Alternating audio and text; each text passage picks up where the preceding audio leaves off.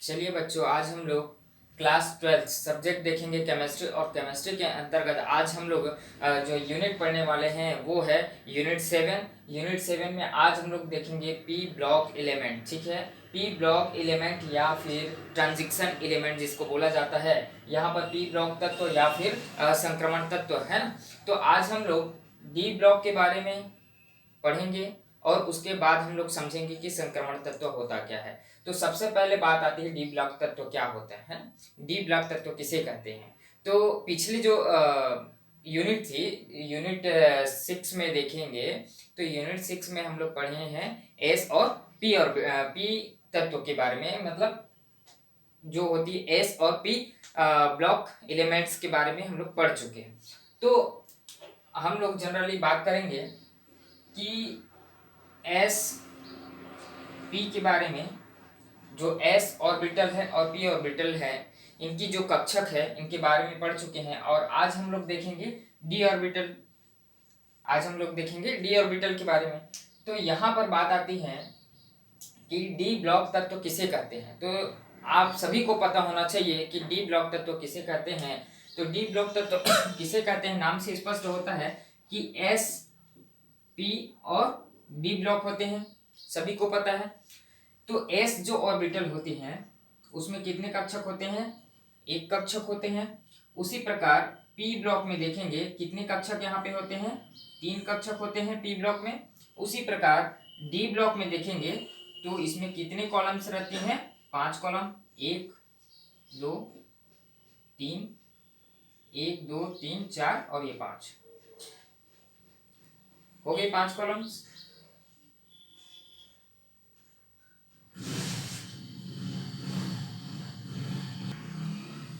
तो यहाँ तक सभी को क्लियर है कि डी ब्लॉक तत्व क्या होते हैं, डी ब्लॉक एलिमेंट्स क्या होते हैं। तो यहाँ पर जो है एस ब्लॉक में कितने एलिमेंट्स आते हैं? एस ब्लॉक में कितने इलेक्ट्रॉन्स आ सकते हैं? 2 इलेक्ट्रॉन आ सकते हैं। उसी प्रकार पी कक्षक में देखें तो कितने इलेक्ट्रॉन्स आएंगे इसमें?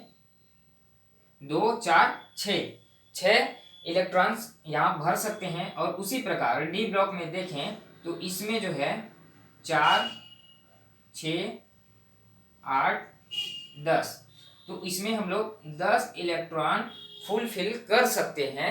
तो ये कहलाती है अपने डी कक्षक। ठीक है, आज हम लोग जो चर्चा करने वाले हैं ये डी कक्षक के बारे में ही आज चर्चा करेंगे, जिसमें से डी ब्लॉक एलिमेंट्स क्या होते हैं। तो नाम से और हम लोग समझ सकते हैं कि यहाँ स्पष्ट हो पा रहा है कि डी ब्लॉक तत्व ये होते हैं कि जिनकी आखिरी जो इलेक्ट्रॉन्स होती हैं, आखिरी इलेक्ट्रॉन जहाँ पे भरी जाती हैं, डी कक्षक में भरी जाती हैं, वो ऑर्बिटल्स क्या कहलाती है? डी ऑर्बिटल कहलाती है। तो यहाँ पर देख सकते हैं डेफिनेशन, वे तत्व जिनके अंतिम इलेक्ट्रॉन डी कक्षक में भरता है डी ब्लॉक तत्व कहलाते हैं। तो सभी को पता है कि ऐसा जो एलिमेंट होते हैं जिनका जो इलेक्ट्रॉनिक विन्यास किया जाता है, तो आखिरी जो इलेक्ट्रॉन्स होते हैं वो क्या होते हैं? डी कक्षक में भरते हैं। तो वो जो एलिमेंट्स क्या कहलाती हैं? डी ब्लॉक एलिमेंट्स कहलाती है। अब हम लोग बात करें डी ब्लॉक के बारे में। हम लोग तो समझ गए कि डी ब्लॉक तत्व होता क्या है। ठीक है, अब हम लोग देखते हैं संक्रमण तत्व। संक्रमण तत्व किसे कहते हैं? तो संक्रमण तत्व क्या होती है, यहाँ पर देखो, जिनके अंतिम कोश, ये जिनके अंतिम कोश या उसी को बोल सकते हैं हम उपांतिक कोश। ठीक है, अंतिम ना बोल करके इसको हम लोग बोल सकते हैं उपांतिक डी कक्षक अपूर्ण रूप से भरे होते हैं, संक्रमण तत्व कहलाते हैं। इसी को बोला जाता है ट्रांजिशन एलिमेंट। तो ट्रांजिशन एलिमेंट क्या है? तो ट्रांजिशन एलिमेंट क्या होती हैं, जैसे यहाँ पर बोला जा रहा है कि जिसके डी कक्षक के उपांतिक कक्षक में अपूर्ण रूप से भरे होते हैं। यदि यहाँ पर 10 इलेक्ट्रॉन भरे हुए हैं तो ये क्या कहलाती है? डी ब्लॉक तत्व कहलाते हैं। लेकिन हम बात कर रहे हैं संक्रमण तत्व की। तो संक्रमण तत्व में ये होता है कि यहाँ पर जो डी कक्षक है, ठीक है, क्या है? डी कक्षक है यहाँ पर। और ये डी कक्षक जो है 1 2 1 2 3 5 हो गया।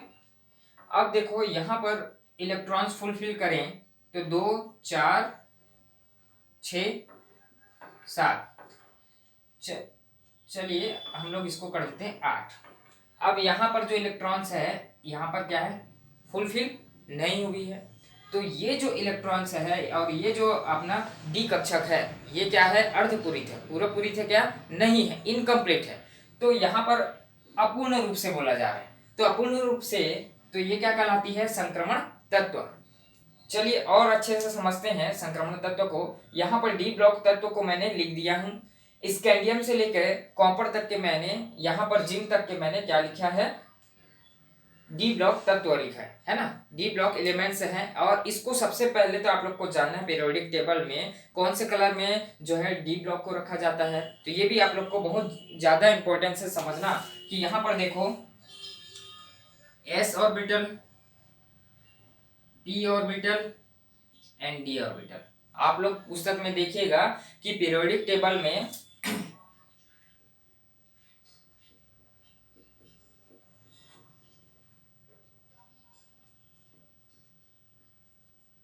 पीरियोडिक समूह में देखेंगे तो यहाँ दो कक्षक को डिवाइड किया गया है, एक और दो कक्षक, एक और यहाँ पर दो कक्षक को डिवाइड किया गया है। उसी प्रकार डी कक्षक होती हैं तो ये नीचे में इस प्रकार से, नीचे में कहाँ से लग, ये जैसे कि एक और दो है तो यहाँ से क्या रहती है, तीन स्टार्ट हो जाती है, तीन से 12 तक की।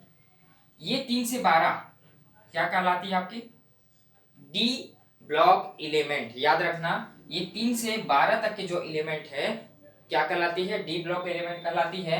और उसी प्रकार हम लोग देखेंगे कि 13 से 18 तक की जो होती है, यहाँ से 13 से 18 तक की जो एलिमेंट है, ये जो है 13 से 18 एलिमेंट क्या कहलाती है, अपना P block element, P block element कहलाती है। ठीक है, यहाँ तक क्लियर होनी चाहिए। आप लोग अभी डी ब्लॉक तत्व को समझने से पहले एक बार पीरियोडिक टेबल देखेंगे पुस्तक में और वहां पर समझ में आएगी कि एस ऑर्बिटल और पी ऑर्बिटल और डी ऑर्बिटल, डी ऑर्बिटल जो होते हैं ये जो है पीले रंग से, आप लोग के पीरियोडिक टेबल में पीले रंग से जितनी भी कॉलम्स आती हैं वो कहलाती है डी ऑर्बिटल। तो डी ऑर्बिटल कक्षक में मैंने स्कैंडियम से लेकर के कॉपर तक को मैंने यहाँ पर क्या बोला हूँ, संक्रमण तत्व बोला हूँ, ट्रांजिशन एलिमेंट क्यों बोला हूँ यहाँ पर, ये इसको भी समझना है कि यहाँ पर देखो D1, D2, D3 ये क्या है, एटॉमिक नंबर। स्कैंडियम का एटॉमिक नंबर 21 है, उसी प्रकार आयरन का 26 है। तो ये जो है 9 तक की क्या है, अर्धपूरित है। पूरे पूरित है क्या, ये कभी भी कंप्लीट रूप से 10 इलेक्ट्रॉन नहीं होते हैं, यहाँ पर 10 इलेक्ट्रॉन की पूर्ति नहीं होती है, ये अर्धपूरित होती है D9 तक की। कॉपर तक, स्कैंडियम से कॉपर, ये समूह संक्रमण तत्व कहलाते हैं, याद रखना। और उसके बाद Zn, जिंक के हम लोग देखेंगे तो यहाँ पर 30 होती है D10, ये जो है ये जो डी ब्लॉक एलिमेंट कहलाते हैं। और इतने जो समूह है यहाँ से लेके ये समूह क्या कहलाते हैं, ट्रांजिशन एलिमेंट, संक्रमण तत्व कहलाते हैं। याद रखिएगा इस बात को कि यहाँ पर इसको छोड़ करके Zn, क्यों, क्योंकि 30 है एटॉमिक नंबर और एटॉमिक नंबर 30 होने के कारण D10 में आते हैं। और D10 जो है पूर्ण पूरित होती है और पूर्ण पूरित जो होती है वो कभी भी संक्रमण तत्व नहीं कहलाती है, याद रखिएगा। चलिए एक हम लोग इलेक्ट्रॉनिक विन्यास करके देखें। आयरन Fe का क्या रहता है, 26, एटॉमिक नंबर क्या है, 26 है। तो इसका हम लोग इलेक्ट्रॉनिक विन्यास करें, Fos2, 2s2, 2p6, 3s2,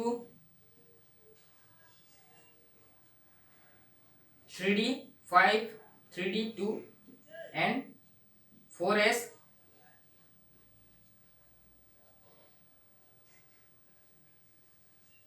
ठीक है, यहां तक क्लियर सभी को।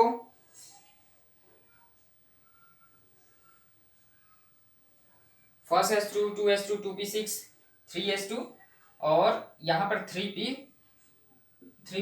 4s2 और 4p6।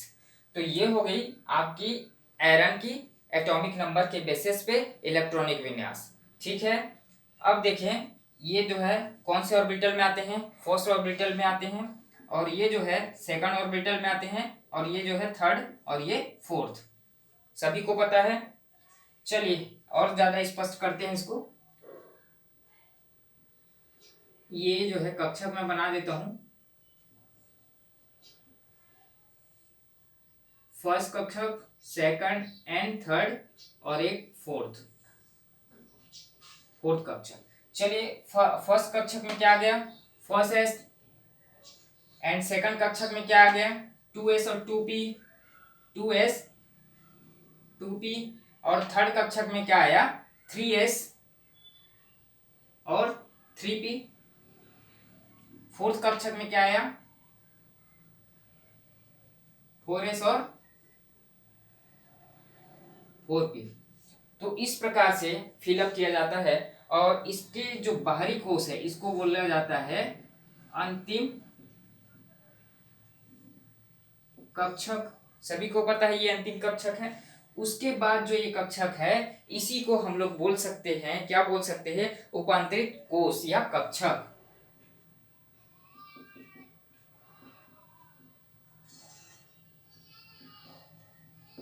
उपांतरित कोष। और ये जो उपांतरित कोष है यहाँ पर 3s और 3p दिख रहा है, वो 3s और 3p क्या कहलाती है, अपनी संक्रमण तत्व कहलाती है। ये जो है 3p जो है कभी कंप्लीट है क्या, नहीं है, और ये जो है 4s और 4p जो है यहाँ पर जो है कंप्लीट हो जाती हैं Zn में।